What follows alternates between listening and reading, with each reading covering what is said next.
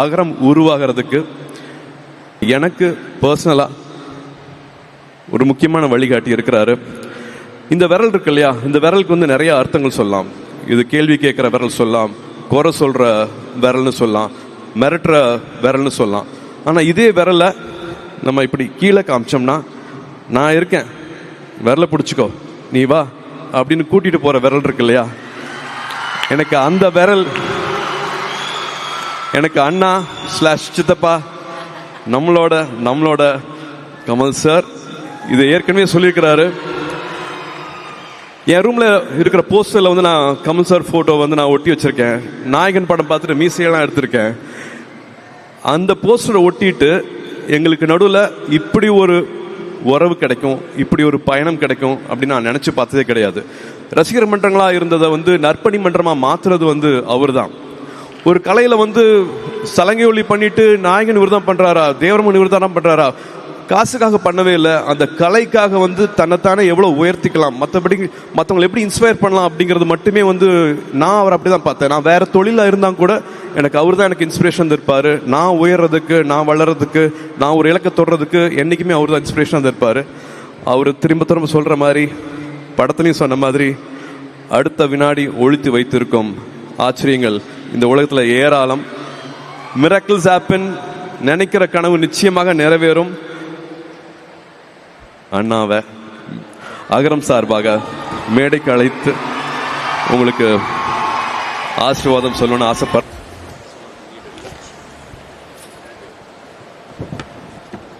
இது வேண்டாம்,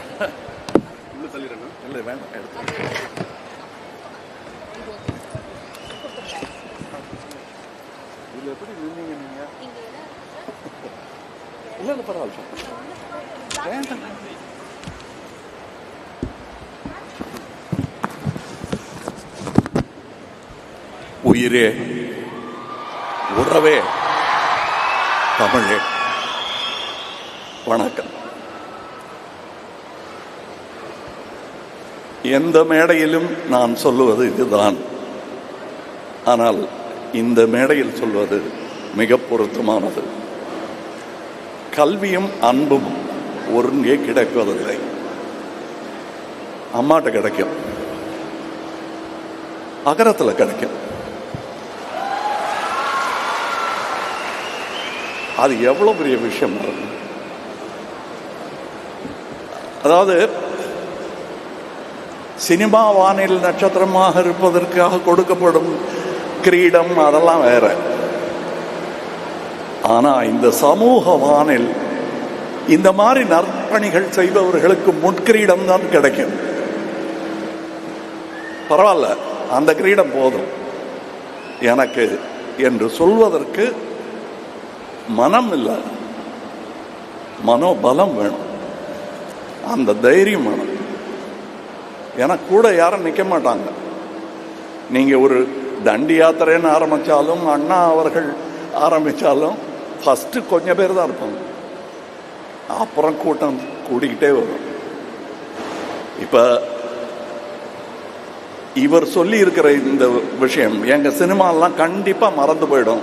சரித்திர ஆசிரியர்களுக்கு சினிமாக்காரர்கள் என்ற ஒரு வரியில், அதுவும் பிராக்கெட்ல போடுவாங்க,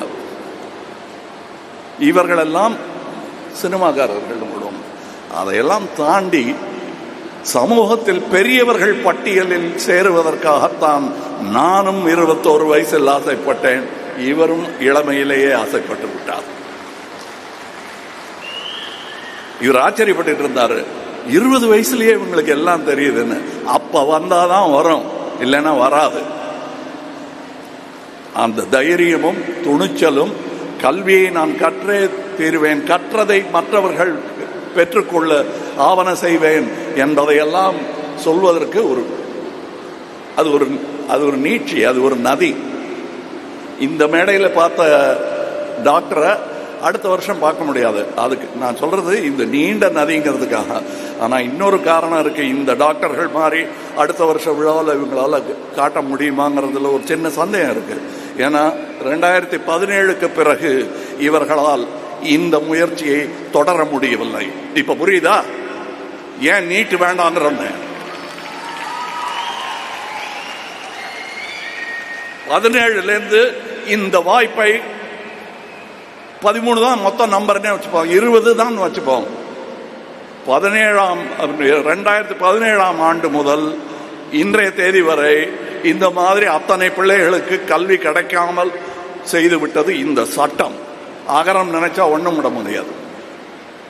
அந்த சட்டத்தை மாற்றி எழுதக்கூடிய பலத்தை தருவது கல்விதான். அந்த கல்வி இந்த போரில் ஆயுதமின்றி நாட்டையே செதுக்க வல்லது. இது சர்வாதிகார சங்கிலிகளை, சனாதன சங்கிலிகளை எல்லாம் நொறுக்கி தள்ளக்கூடிய ஒரே ஆயுதம் இதுதான். இதை தவிர வேற எதையும் கையில் எடுக்காதீங்க.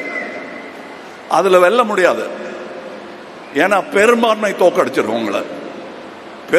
பெரும்பான்மை மூடர்கள் தோற்கடிச்சிருவாங்க. அறிவு தோத்து போயிடும். இதை தாங்கி பிடிக்கணும். அதுல என்ன எனக்கு பெருமையா இருந்ததுன்னா, இவர் பேரையே சொல்லிட்டு இருக்க மாட்டாங்க. அடுத்த தலைமுறையில் இதை நடத்தி கொண்டிருக்கிறவரின் பெயர் தான் ஞாபகம் இருக்கும் இல்லையா? எப்பவாவது அவங்க நினைவுபடுத்தும் போதுதான் இவர் பேர் ஞாபகம் வரும்.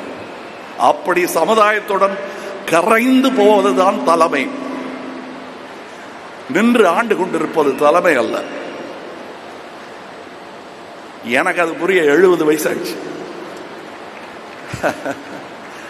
இப்ப நான் சொல்றேன், தம்பி, இவர் செய்திருக்கும் இந்த பணியை நான் நேத்தி முதலமைச்சரோட பேசிக்கிட்டு இருந்தேன்.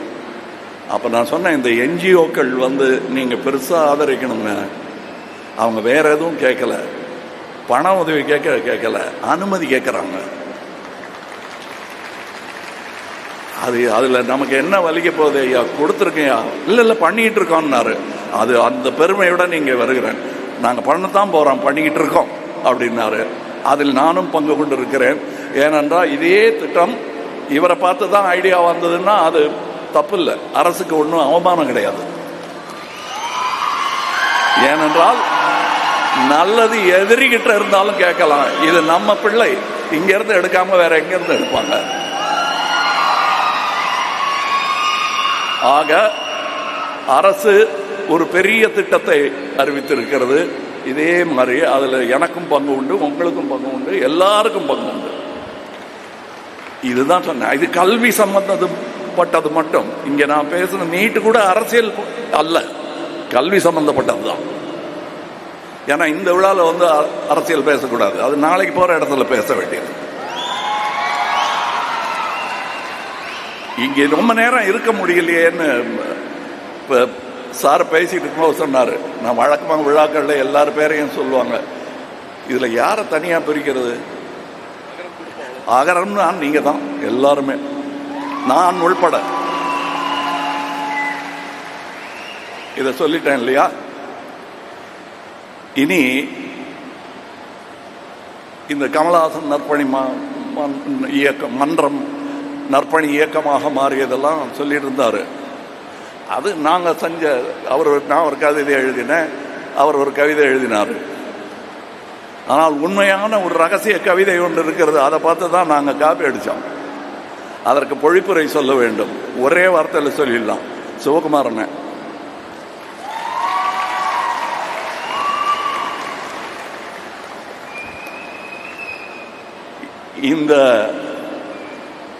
இந்த குற்றத்தை செய்தவர் அவர் தான்.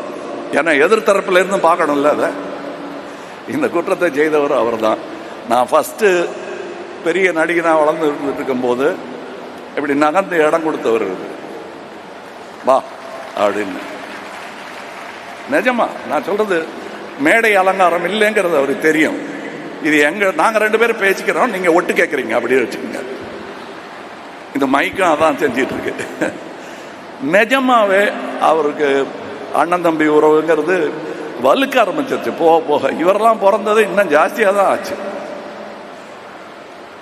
அண்ணன் கல்யாணத்துக்கு நான் போயிருக்கேன். அங்க உட்காந்து சாப்பிட்டுட்டு இருக்கிற போட்டோ எல்லாம் எங்கிட்ட இருக்கு. அவர் தான் சொன்னாரு, இந்த ரசிகர் மன்றம்லாம் வேணாம்ப்பா, பெரியவங்க எல்லாம் அரசியல் போறதுக்காக ஆரம்பிச்சாங்க, நீ ஏன் அதெல்லாம் பண்ணிட்டு இருக்க? நம்ம வேலையை பார்த்துட்டு போறோம், நான் இருக்கேன் பாரு அப்படின்னாரு. நானும் சரின்ட்டேன். ஆனால் பாலச்சந்தர் சார் பண்ண தப்பு எனக்கு கொஞ்சம் நட்சத்திர அந்தஸ்து வந்துருச்சு. நிறையா பேர் வந்துட்டாங்க, அவங்கள வேண்டாம்பான்னா நிறுத்த மாட்டேங்கிறாங்க. அப்புறம் அண்ணன்ட்ட சாரி சொல்லிட்டு நற்பணி இயக்கமாக மாற்ற போகிறேன், அதை ரசிகர் பண்ணுறேன் இல்லைன்னு சொல்லிட்டு ஆரம்பிச்சது. அதுக்கு என்ன பாராட்டி இருக்காரு அவர். ஆக எந்த கவிதையுமே அதற்கு முன்னோடி ஒன்று இருக்கும். இது அற்புதமான கவிதை, அதில் விதை அந்த ஆள். அவர்கிட்ட கேட்டோம்னா அவர் பல பேர் சொல்லுவார். அது ஒரு அந்த குடும்பம் கனெக்ட் ஆகிடும். எப்படி இருந்தாலும் உலகத்தில் எங்கே இருந்தாலும். எனக்கு இன்னைக்கு நான் ஃப்ளைட்டுக்கு போனேன் டெல்லிக்கு, அதனால தான் இங்கே இல்லைன்னா நான் பேசியிருப்பேன் இன்னும் நிறையா. இங்கே காலையிலேயே வந்திருக்கணும் நான் உங்களை மாதிரி. பட் வேலை நிமித்தமாக நான் நிறைய டீசர், ட்ரெய்லர், சினிமா, நாங்களே ஆடியோ ரிலீஸ் அதெல்லாம் பண்ணுறோம். அதிலெல்லாம் கிடைக்காத சந்தோஷம் இதில் எனக்கு கிடைக்கிறது. அது நாங்கள் பண்ணுறது பல மக்களை சந்தோஷப்படுத்தும் ஒரு அற்புதமான கலைத்துறை. ஆனால் அது வியாபாரத்துறையும் கூட. லாபத்தை எதிர்பார்த்து கொண்டே இருக்கும்.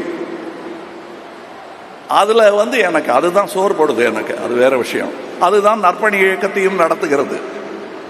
அதற்கு நன்றி சொல்லிக்கொண்டு அதோட இருக்கலாமே தவிர, அவங்க கேட்குற கேள்விக்கெல்லாம் எனக்கு பதில் இல்லை. எங்க பாட்டு எத்தனை பாட்டு, ஸ்டண்ட் இருக்குமா, ஃபைட்டெல்லாம் இருக்கு இல்லைங்க.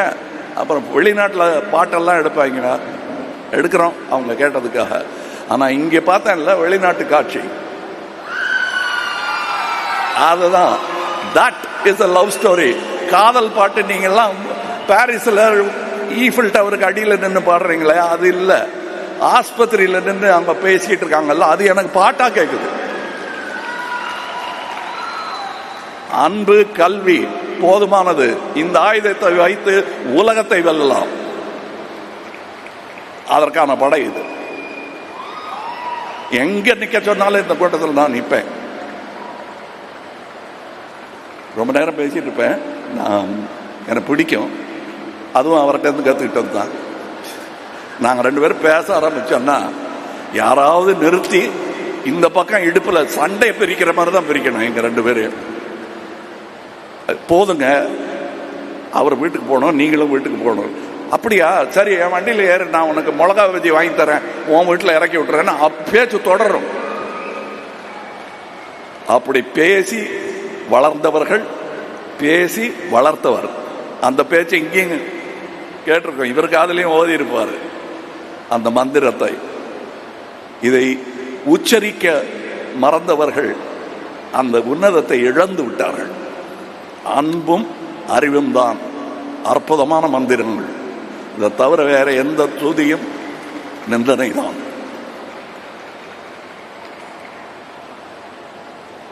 இங்கே இந்த அகரம் குடும்பத்தில் பெரிய மனிதர்கள் இருக்கிறார்கள். டாக்டர் ஜெயரஞ்சன் அவர்கள், doctor P Veeramuthuvel, project director Chandrayaan, சகோதரர் வெங்கடேசன் அவர்கள். எங்களுக்கு நிறைய திட்டம் இருக்கும். கிட்டத்தட்ட உங்களோட பேச கிடைக்காத பேச்செல்லாம் அவரோட பேசிட்டு இருக்கேன். நான் அவங்க கிட்ட சொல்லிட்டேன், ஆனால் கூட்டத்தில் சொல்றது எனக்கு பெருமை. நான் இந்த அம்மாவுடைய பெரிய ரசிகன். என் பேச்சு மாறி போனதற்கு சமீப காலங்களில் இவரும் காரணம். ஏன்னா ஞாபகப்படுத்தணும், தெரிஞ்ச வார்த்தையை ஒக்காபுலரி அடிக்கடி பேசிட்டு இல்லைன்னா மறந்து போயிடும். அந்த ஒக்காபுலரி எல்லாம் எனக்கு எடுத்து கொடுக்குற அம்மா அந்த அம்மா. உட்காரணுமா, நன்றி எல்லாம் வேணாம், நீங்க கொடுத்தது தர்மம், நாங்க சொல்ல வேண்டியதுதான் நன்றி. டைரக்டர் வெற்றிமாறன் வந்திருக்காரா? வந்திருக்காரா? மற்றபடி தான் சொல்லிட்டேன், என் குடும்பம் இங்கே இருக்கு. இந்த ஆகரம் ஆரம்பிக்கலைனாலும் அவர் என் குடும்பம் தான்.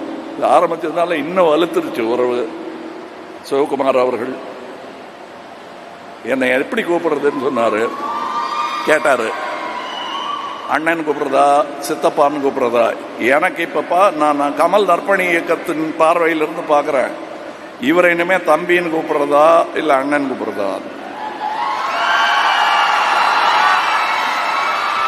என்னவா வேணுமா கூப்பிட்டுக்குங்க, அன்பா கூப்பிடுங்க, உறவு தொடரட்டும், அவ்வளோதான் நான் சொல்வேன். அதுக்கப்புறம் இங்கே அவங்கெல்லாம் சொல்லி ஆகணும். அதாவது சகோதரருங்கிறதுக்காக வரல, ஏன்னா இதுவே குடும்பம் தான். கார்த்தி அவர்கள், அவர் இங்கே மாத்திரம் இல்லை, எல்லா இடத்துலையும் ஒரு சேவகர். எங்கள் நடிகர் சங்கத்துக்கும் அவரை தான் நாங்கள் நேர்ந்து விட்டுட்டோம்.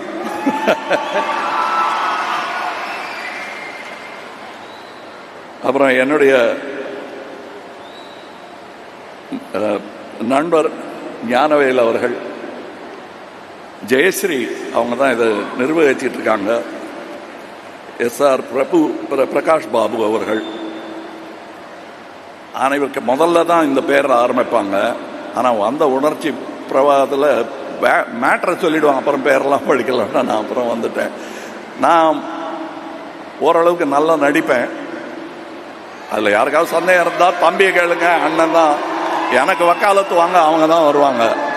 இது எதுக்கு இப்போ சொல்கிறீங்கன்னு என் நடிப்பு மேலே எனக்கு சந்தேகம் வந்துருச்சு, அதனால தான் இதை கொண்டு வந்தேன். நான் ஒருவேளை நம்ம நடிக்க வராமல் அழுதுருவோமோன்னு பயம் வந்துருச்சு எனக்கு. நான் என்ன சொல்கிறேன்னு சிவகுமாரன் எனக்கு தெரியும், அதனால நான் நல்லா நடிக்கிறேன் தான், அழாமல் பேசிட்டேன். நன்றி. ஏர்போர்ட்டுக்கு போனோம், அதுக்கு முன்னாடியே பறக்க ஆரம்பிச்சிட்டேன் நான். வணக்கம்.